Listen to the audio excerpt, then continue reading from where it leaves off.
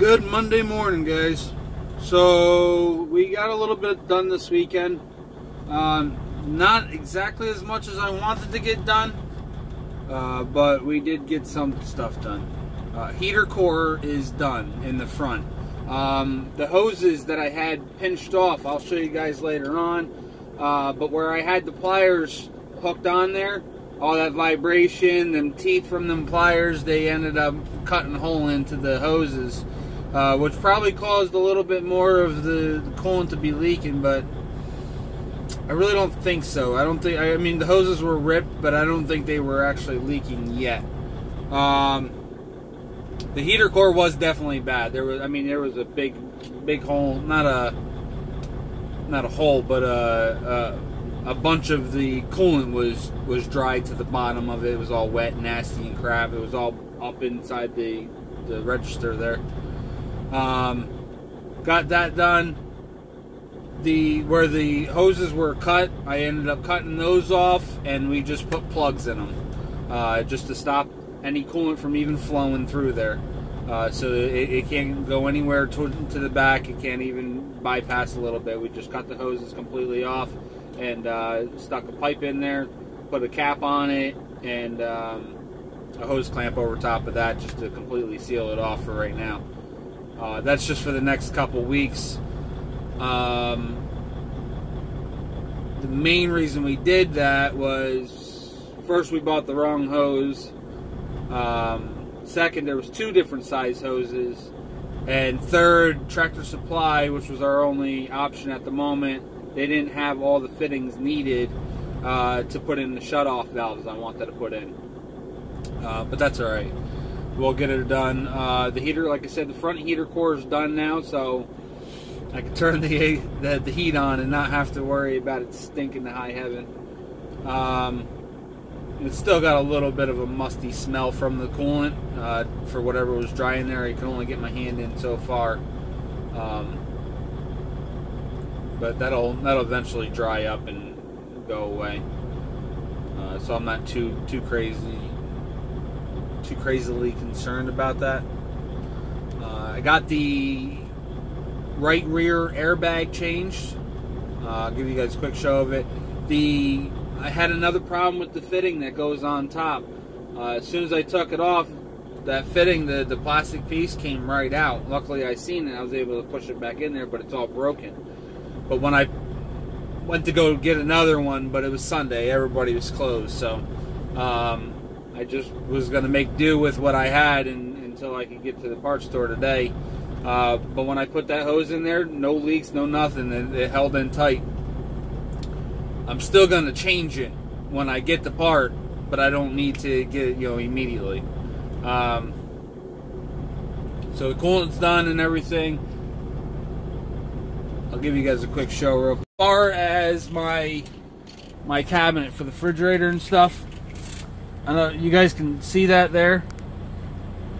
We drilled we cut the board out, the side there out. So that's that line that's cut there. So we did put the cut across, and that's all I need right now. The reason that it's got the little rectangle squares cut like that is there's kind of like a bracket that holds the shelf together there. So we ended up cutting around that. I think we cut into them a little bit, but it'll have to do. But right now it's ready to go. That was the last thing we did last night. I just got to unbolt the shelf and get the backing unbolted from the wall, and then I can take that section completely off and slide the refrigerator back, and it's all done. I don't think the toaster oven plan is going to work, but we're going to figure that out as we go. So that's it. So we're going to head over to my favorite place right now in Niagara Falls, Emery's or Imry's. How do they? I don't like that sound. Might be a little water in the line. Here it is. Imry's. Imerys. I-M-E-R-Y-S. It's the steel casting powder. There's it again. And we're gonna get that picked up. That goes over to Delta, Ohio. Pays a little over $1,000. It's a lot better than $600 for the fucking day, or $800 for the day, and only making or $800 for the day on like 600 miles. So this loads 341 miles, if I remember correctly, for just over $1,000. We're making pretty good on this run. I was gonna pull a shingle load out of Ohio, coming back over to Scranton, Pennsylvania, but they were a load by appointment only, and the earliest one was 7 o'clock tomorrow night. I said, no, I'm not gonna do that. That's a waste of tomorrow. All right, so we made it. Well, we're sitting here waiting. We got one truck getting loaded now.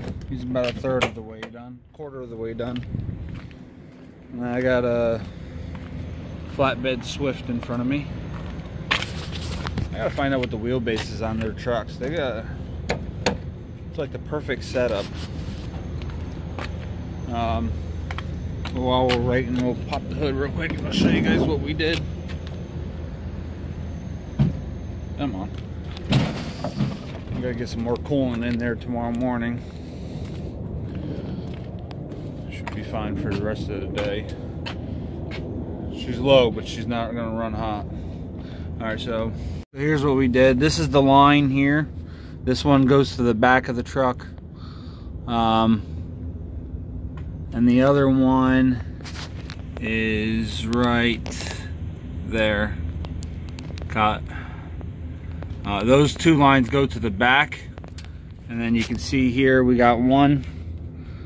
It's just a little pipe that goes in there. It's just a little 2-inch pipe, and then this this cap here just screwed onto the pipe, and then we put a hose clamp on it. We did the same thing back here. The pipe's just a little bit longer. Can't really see that there. There you go. Pipe's just a little bit longer. Put the cap on it, hose clamp, no leaks, and she's good to go. And now you can't really see it. Right back there. See if I can do this. Right there, you can see the end of the hose clamp. That's where the new heater core is. It's not very easy to show you, but gave me a second to look at it anyway. We are going to stop at a truck wash today somewhere.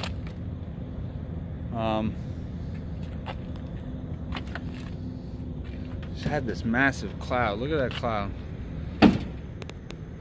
Huge gray cloud come through. It's just starting to come into a clear sky, but I mean, it just freaking covered the whole ground here 2 seconds ago with snow. It's pretty neat. I'm glad it's moving on though. It is not welcome. And here, there's the new airbag that we just put on.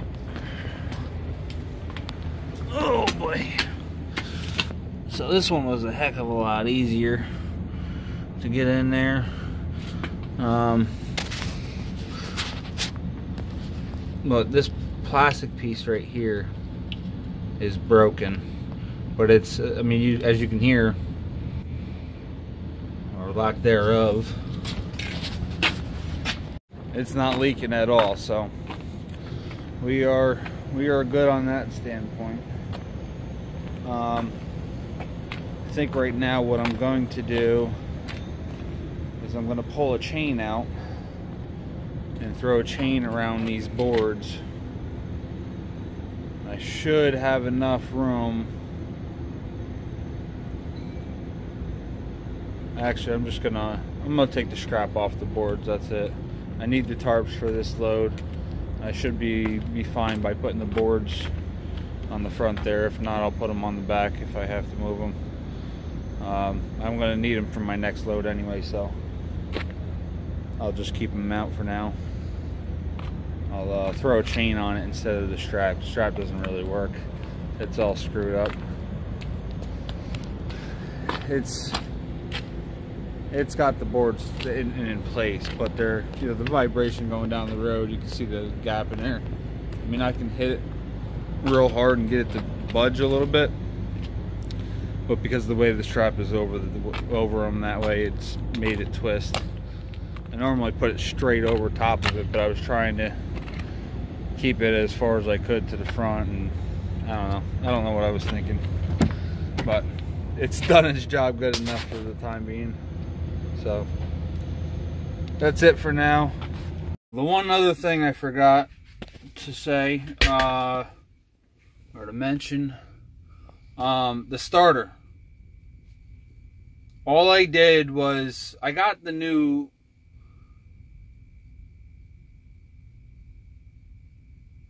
starter thing.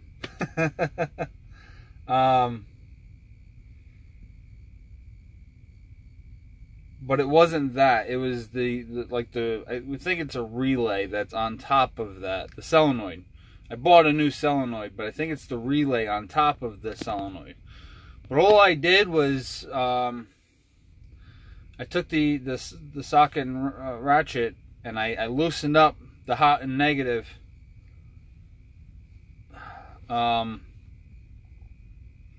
Threw some spray on it and tightened it back up, and now she's firing up every time. So all I can say is I think the possibility is that from being in that mud hole, some of the mud got up in there and caused it to lose its ability to get a spark. So I really don't know. I'm just guessing at it. It's working fine now, so we're just gonna leave it and let it go and see what happens. But like I said, all I did was loosen it up and sprayed it, tightened it up, and then she was fine. So it's pretty much what we got done.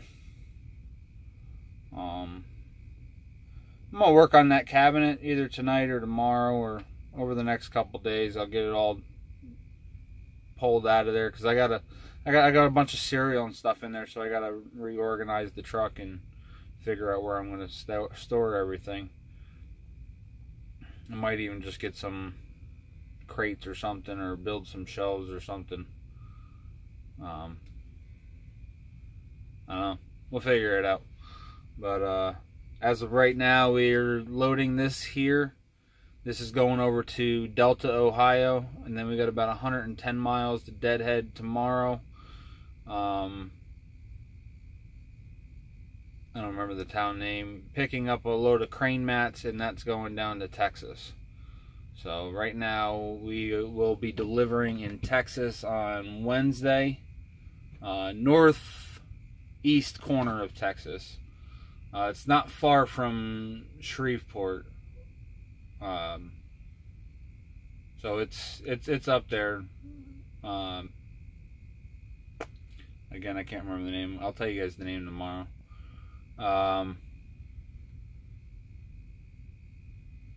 And now I'm just looking for another load to come back up. I'll be delivering that on Thursday. I pick it up tomorrow, which is the 19th.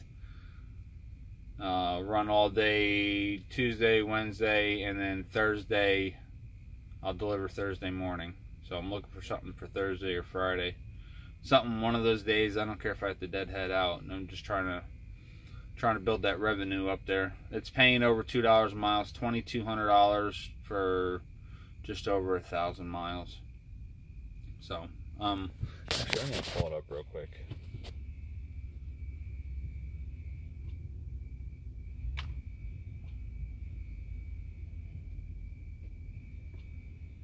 Let's see, Wellington, Ohio, going down to Carthage, Texas.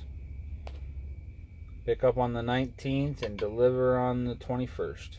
$2,264.39 for 1,079 miles. Good load. This one here is not too bad either. This one here is $1,079 on 341 miles.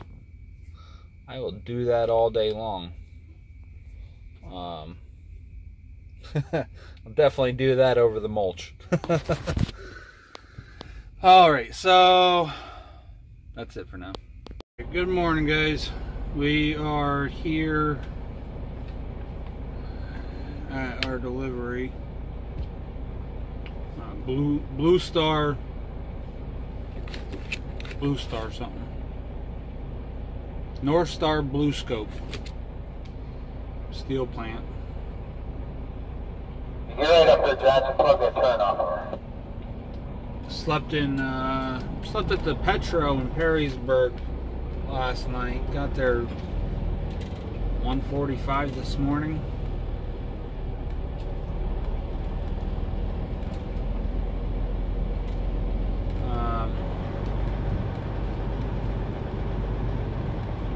Went straight to bed.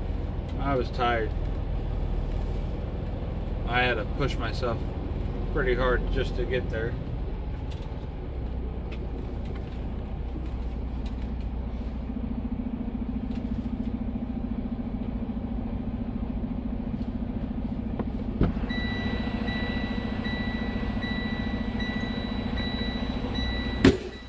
Hang on. All right. We are officially checked in. I've been here before, probably a few months ago. Might have even been the end of last year.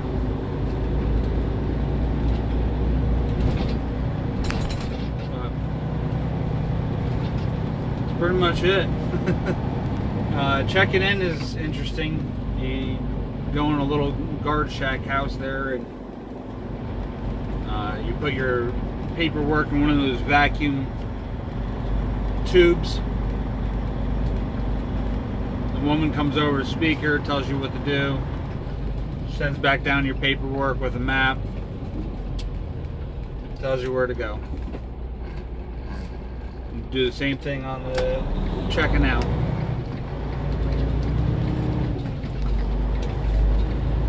Have this guy down here sign for it, and that's it. Off to the next one. I was saying before about getting the truck washed. I got up, I had 2 hours to play with this morning. I was going to go over and get it washed, and by the time I calculated how many trucks was in there, it was going to take 2.5 hours. That was giving them about 20-25 minutes apiece. It was about 2.5 hours, not exactly. There was a bunch of trucks in there. So I'm not going to do that. So we just sat down in the Petro and had some breakfast. And some coffee. So, let's get this unloaded.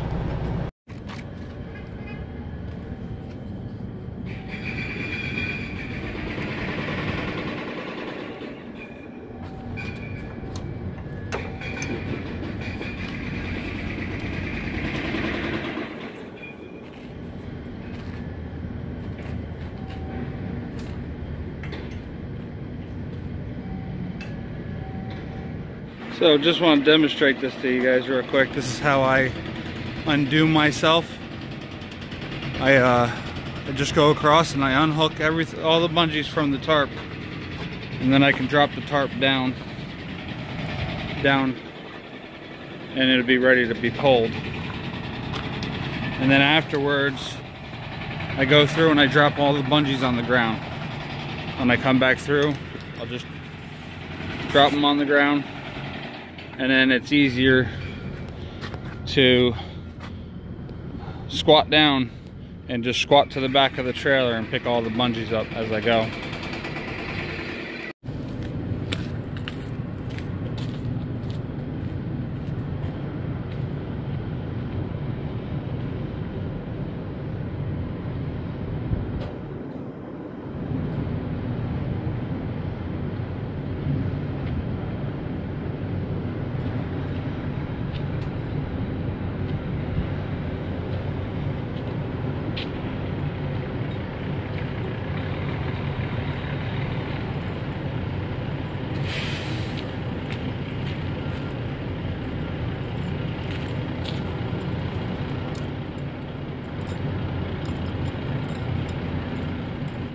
So that's how I tackle when I'm untarping a load, or when I have a full tarp load.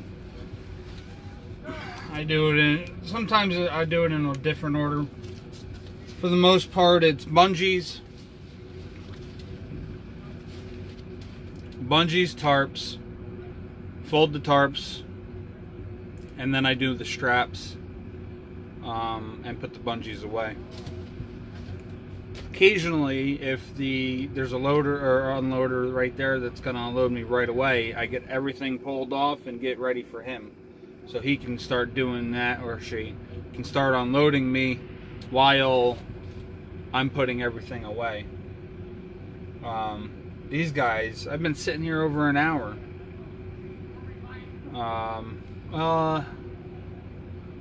Yeah, over an hour, right?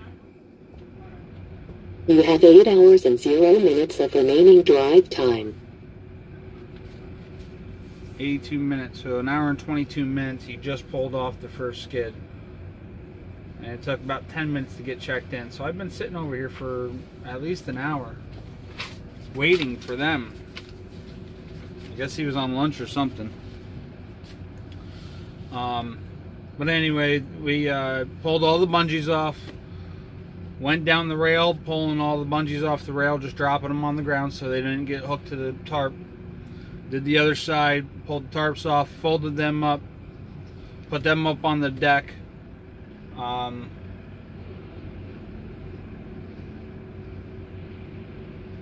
Loosened the straps. I go around loosening the straps, and then I come back around and I pull the straps down to the ground. And then I grab on my way back around pulling the straps down, I grab the strap roller, and then I come back around and roll the straps up. And then I come back around and I put them away. So any of you new guys that are getting in the flatbed, you just got to find a routine to make every second count. The biggest thing is you don't want to be doing this. I mean, it seems like I'm just going back and forth, but every time I come around the trailer, I'm doing something. I'm not making an unnecessary trips back and forth to the back and front of the trailer. Every time I go to the front or every time I go to the back, I'm constantly doing something, tying something up, putting something away until the very end. Then I just, making my final trips. And the very last thing I ended up doing, I did make one useless trip, and that was because when I came to the front and started rolling up the straps on the passenger side, I forgot to hook the 2-inch strap over top of the tarps. So I had to walk back up, hook that strap up, and then when I got back around, that was the last thing I had to do, was ratchet down the tarps and then put away my winch bar, and that was it. So I'm gonna sit here and listen to the police the police forklift.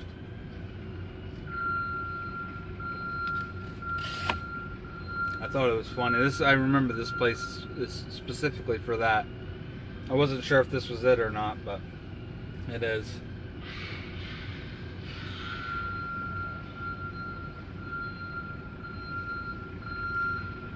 This guy's gonna take forever.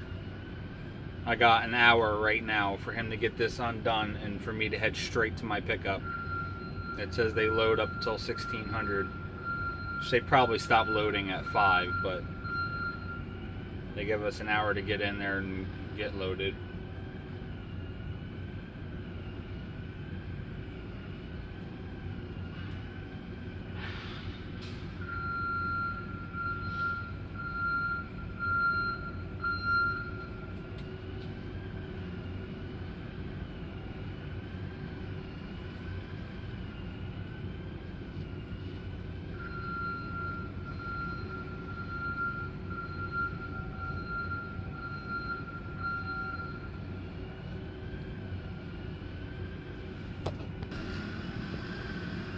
This guy's gonna aggravate me.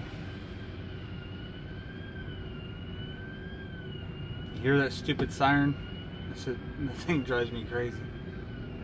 This guy's in there rearranging the freaking warehouse. He's only taking, this is the second pallet he's taken off of me.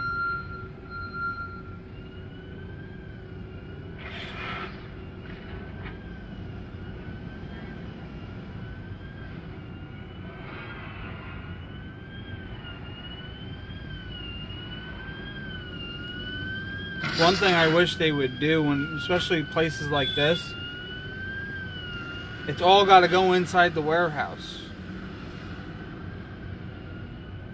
Pull it off the truck, one after another, and then bring it in when I'm done. After you finish unloading me, and you don't have to sit there and go around the truck constantly. You can go straight through and bring everything inside. Thanks for watching, guys. Stay safe, and we'll be back in the next video. Should probably be a couple days.